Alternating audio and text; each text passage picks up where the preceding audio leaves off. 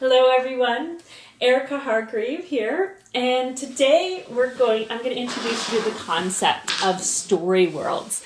And so to do that, I'm going to somewhat revert here to my childhood self and introduce you to my childhood imagination.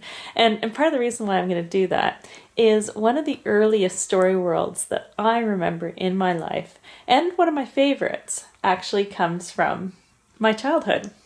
So I will take you into that imagination, and I'll preface this too with I am not an artist, so bear with me in my little crayon drawings. So this story world right here happens to be a story world that was created by my sister, my brother, and my two cousins. And you can find all of us right there on the roof, sort of side roof of my grandparents' house, a place that we used to call the Dairy Queen. I'm not quite sure why it was called the Dairy Queen, because I don't remember anybody ever serving us ice cream, although I think they should have if they didn't. And so that was a space where we used to, I do remember having lots of dress-up games and things like that on top of the roof there. And if we travel a little further afield, over here we were lucky, we had a swimming pool that we could swim in. And just to the side of the swimming pool was the garage roof. And on top of the garage roof was a place where we used to spend hours with our Star Wars figurines. So, in a Return of the Jedi figurines, so all our Ewoks and things like that. And we'd have all sorts of fantasy games with them on the roof here. And if you were really lucky, you might have come across this critter in the evening, or spotted him. This was an otter, and the otter used to come up and dine in the evening on the koi pond. And heading further afield, there was, just in behind the house, there was all these great rolling lawns that went down to sort of a rocky bluff. And to the side of that, there was all sorts of overgrown trails that were dark and mysterious for exploring. And in fact, one time when I went down one of them, out popped the first cougar I've ever seen, which happened to, by all adults, was just, a part of my overactive imagination and was not actually real until like a couple of, I think about a week later, that particular cougar ended up on the front page of the Times Colonist when it showed up on my grandparents' patio. And we also had, as any self-respecting kid should have, we built our own tree fort. A tree fort that nearly killed my brother, as he was always trying to keep up with the rest of us, and was somewhat accident prone. So he actually fell off and nearly cracked his skull open on a big rock beside it. And of course, as should happen in any child's life, in front of there, we used to be able to look out, onto the water. And now, while some might have seen pirates and things like that, my eyes were keen to keep my eyes open for the legendary Cadborosaurus. So, which sadly I never did see. I'm still looking for the Cadborosaurus though. And we had our very own Olympic Games. My cousin and I had our own uniforms in the Olympic Games. We were much more fabulous looking than my sister and my other cousin's team. However, they, I think, beat us in just about, if not every single competition there was. Luckily, this was all made up for by the fact that my grandfather decided to reside over the whole thing in a top hat and tails and glass eyepiece in his eye. So I think the amusement of that made up for the fact that we were clearly the underdogs in the competition. So this was our story world. And if you think about it, this is not so different from what people, sort of how people are defining story worlds in the days of digital and transmedia storytelling. And so basically the concept of story worlds in the whole sort of transmedia storytelling is the idea that you might have a property like a movie, and there might be things like, a spin-off with the comic books that come out from the movie, and then a spin-off from that where you get, your action figures, and somebody might do like, a live theater event based on the concept of the movie. And of course, all of that, initially came from, an actual novel. And, if we're talking in terms of like say it's like, we're talking a story world that involves superheroes, then those superheroes from different books end up interacting with each other. So this one story falls into the next story, and they cross over into one another, sort of pulling in different audiences. Really not terribly different. In the case of the Dairy Queen was our place for live theater.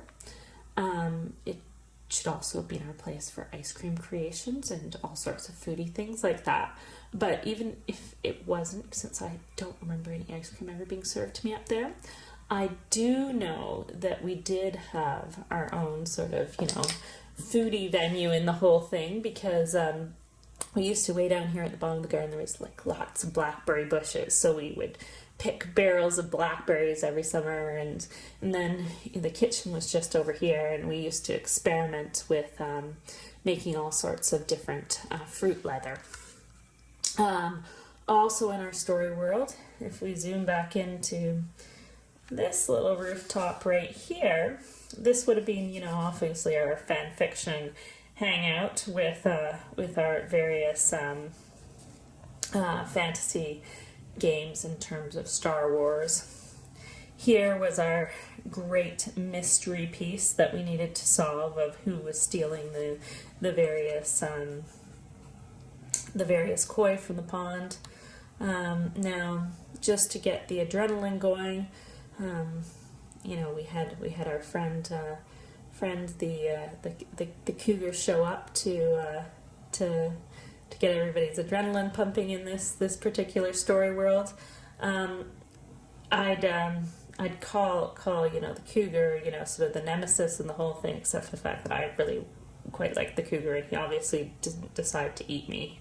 We just watched each other, and we even had some, our gaming component of the Olympic Games, and with that, some live action events. Now, if this were, today, I'm sure we would have, had full-on reportage at our little mini Olympic Games with video being covered there.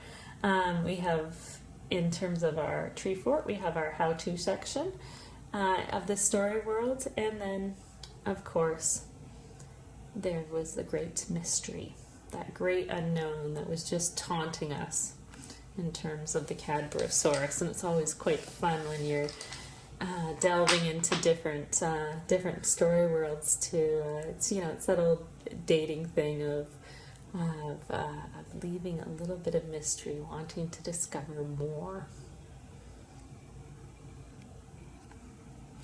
Now, taking that and just looking at the adult world, because this is what the adult world looks like in my mind.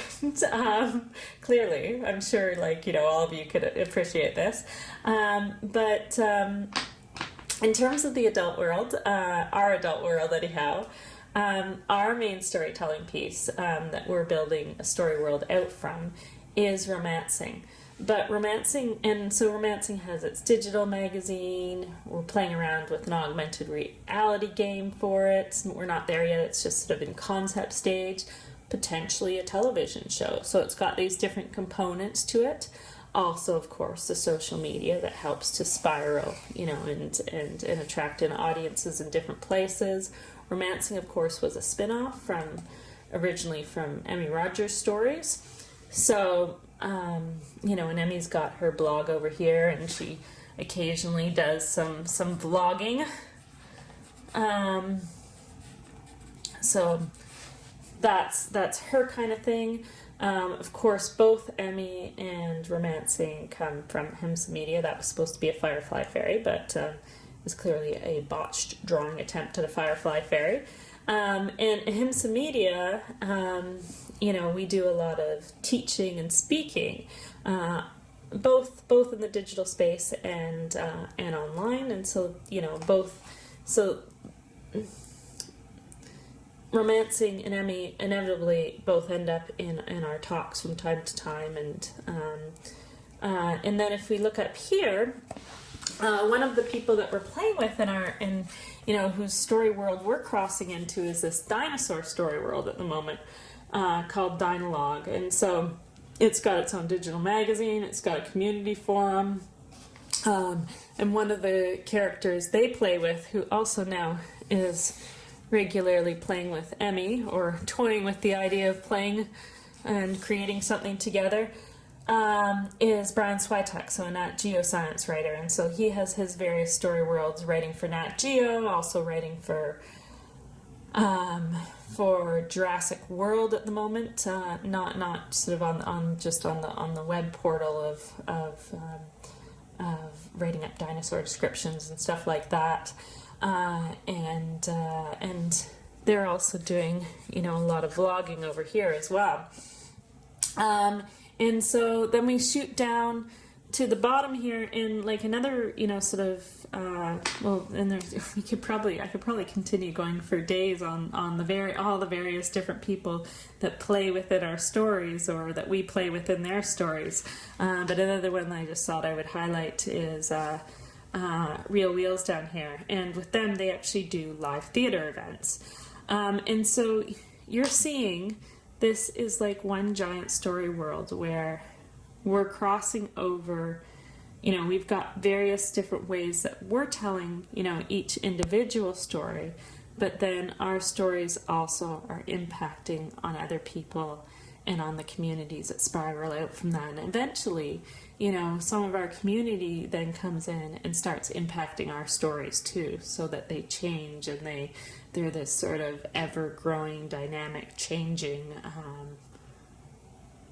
world, which for me creates a whole ton of happiness in my imagination, and keeps my mind constantly bubbling. So there you have it, a little introduction in what's possible with story worlds. I'll put some links below so you guys can explore a little further and go down a few rabbit holes. Okay, bye for now.